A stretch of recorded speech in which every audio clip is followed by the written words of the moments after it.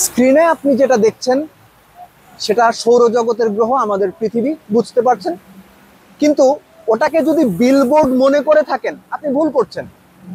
ওটা একটা বিল্ডিং এর পেছনের অংশ। এই যে চমকে দেওয়ার ব্যাপারটা, আমি মনে করলাম বিলবোর্ড কিন্তু সেটা আসলে বিল্ডিং। শ্রীলঙ্কার বিপক্ষে জিততে হলে বাংলাদেশকে, শ্রীলঙ্কাকে চমকে দিতে হবে। সেই চমকে তারা কিভাবে দেবে এটা তারা ভালো জানে, আমি জানি না, কিন্তু আপনারাও জানেন না, কিন্তু চমকে দিতে হবে শ্রীলঙ্কাকে। আর এই চমকে দেওয়ার জন্য কিংবা শ্রীলঙ্কার বিপক্ষে একটা ভালো পারফরমেন্স পুল অফ করার জন্য আপনি কার উপরে বা কাদের উপরে সবচেয়ে বেশি ভরসা করবেন? একটা একটা করে বলি। এর আগের বিশ্বকাপে, অস্ট্রেলিয়া বিশ্বকাপে 2022 সনে বাংলাদেশ দুটো ম্যাচ জিতেছিল। ওই দুটো ম্যাচে কে কে ম্যান অফ দ্য ম্যাচ হয়েছিল মনে করতে পারেন? কে কে না, একজনই ম্যান অফ দ্য ম্যাচ হয়েছিল, that is Taskin Ahmed. Zimbabwe এবং নেদারল্যান্ডস দুই ম্যাচ বাংলাদেশ জিতেছিল, দুটো ম্যাচেরই man of the match Taskin ছিলেন। সেই তাসকিন ইনজুরি কাটিয়ে ব্যাক করেছেন। শ্রীলঙ্কাকে হারাতে হলে তাসকিনের একটা বড় রোল প্লে করতে হবে। সবশেষ শ্রীলঙ্কার সঙ্গে বাংলাদেশ যে ম্যাচ জিতেছিল বিশ্বকাপে, সেটা কোথায়? ভারতে অনুষ্ঠিত হওয়া 2023 50 ওভারের বিশ্বকাপে। ওই ম্যাচে ম্যান অফ দ্য ম্যাচ কে ছিলেন? সাকিব আল হাসান। 80 রান, একটা ইনিংস, দুটো উইকেট, এবং ওই যে টাইমড আউট, সেই বিখ্যাত ঘটনা। শ্রীলঙ্কাকে হারাতে হলে এই সাকিব আল হাসানের আবারও সাকিব হয়ে উঠতে হবে। নাম্বার 3, মুস্তাফিজুর রহমান। রিসেন্ট টাইমে মুস্তাফিজ বাংলাদেশকে বেশ ভালো সার্ভিস দিচ্ছেন। ডেথ ওভারের দুটো ওভার তো মুস্তাফিজের জন্য বরাদ্দ করা। শুধু তাই নয়, পাওয়ার পেতে একটা ওভার মুস্তাফিজকে সাধারণভাবে দেওয়া হয়, সেটা উইকেট তোলার জন্য, এবং একইভাবে মিডল ওভারগুলোতে একটা ওভার মুস্তাফিজের জন্য বরাদ্দ থাকে উইকেট তোলার জন্য, পার্টনারশিপ ভাঙার জন্য। সো মুস্তাফিজকে একটা বড় রোল প্লে করতে হবে। Number 4, last, Mahmudullah Riyad.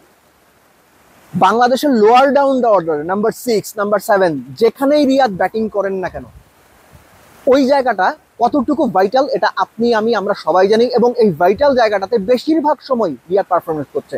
ছোট একটা তথ্য, রিয়াদ যখন বাদ পড়েছিলেন তখন একটা পর্যায়ে গিয়ে 11 ম্যাচে তার রান ছিল 102 স্ট্রাইক রেটে। সেই রিয়াদের এখনকার স্ট্রাইক রেট 145, অর্থাৎ সময়ের চাহিদা কিংবা পার্টিকুলার নাম্বার 6 বা 7 নাম্বারে ব্যাট করার যে আধুনিক চাহিদা টি-20-তে, সেটা মিটিয়ে রিয়াদ ওই স্ট্রাইক রেটে রান করতে পারছেন। এই যে 4 জনের কথা বললাম, রিয়াদ, মুস্তাফিজ, সাকিব এবং তাসকিন আহমেদ, এর বাইরে আর কার কথা আপনার মনে হয় যিনি শ্রীলঙ্কার এগেইনস্টে কি রোল প্লে করতে পারবেন? প্লেয়ার এক এক না করে 4 জনের কথা এই জন্য বললাম যে একজন ইন্ডিভিজুয়ালের পারফরমেন্স দিয়ে টি-20-তে বড় দলগুলো, অনেক বড় ক্রিকেটাররা ম্যাচ বের করে নিতে পারেন।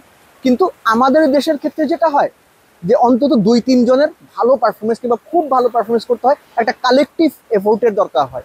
সেই কালেকটিভ এফোর্টটা দেওয়া যদি সম্ভব হয়, এইটুকু বিশ্বাস আপনার রাখা উচিত, শ্রীলঙ্কাকে হারানো অত বেশি কঠিন হবার কথা না। শ্রীলঙ্কা অবশ্যই ভালো টিম, তাদের বোলিংয়ের যে ভ্যারাইটি, ফিক্সানা, পাথিরানা, হাসারাঙ্গা, থুসারা, দারুণ একটা বোলিং ভ্যারাইটির ইউনিট তাদের রয়েছে। তাদের ব্যাটিং ইউনিটটাও যথেষ্ট শক্তিশালী। সব কিছু মিলে বাংলাদেশের চাইতে শক্তিমত্তার পার্থক্যে শ্রীলঙ্কা হয়তো একটু এগিয়েই থাকবে, বাট স্টিল বাংলাদেশ যেভাবে নিজেদেরকে মেলে ধরছে এই রিসেন্ট টাইমে, সেটা কোনোভাবেই বাংলাদেশ টিমের রিয়াল চিত্র না। বাংলাদেশ এর চাইতে তুলনামূলক ভালো দল, এটা আমি বিশ্বাস করি। আপনারা বিশ্বাস করেন কি আমি জানি না। সো ওই বিশ্বাস থেকেই বলছি যে শ্রীলঙ্কাকে হারানো কঠিন, কিন্তু অসম্ভব মোটেও না। আর এজন্যই ওই নিজেদের কয়েকজনকে জ্বলে উঠতে হবে। সেটা যদি সম্ভব হয় তাহলে শ্রীলঙ্কাকে হারিয়ে সুপার 8-এ খেলার যে স্বপ্ন, সেটা বাঁচিয়ে রাখা বাংলাদেশের জন্য খুব খুব বেশি পসিবল। ফুটবলের পাশাপাশি, ক্রিকেটের পাশাপাশি আপনি যদি ফুটবলটাও নজরে রাখতে চান, কোপা, ইউরো, এই জায়গাগুলোতে আপনার ফোকাস থাকে, তাহলে আপনি গ্রামীণ ফোনের প্লে প্যাক স্পোর্টস 106 টাকায় নিয়ে নেন। একটা প্যাকেই কোপা, ইউরো একসঙ্গে দিতে পারবেন। এবং কোপা, ইউরোর ছাপিয়ে সবার আগে আমাদের এখনকার চিন্তা বাংলাদেশ শ্রীলঙ্কা ম্যাচ, যেখানে অনেকেই মনে করছেন শ্রীলঙ্কাকে ফেভারিট বলার কারণে বা শ্রীলঙ্কার সামনে সুযোগ বেশিটা বলার কারণে শ্রীলঙ্কায় উল্টো চাপে থাকবে। আপনি কি মনে করেন?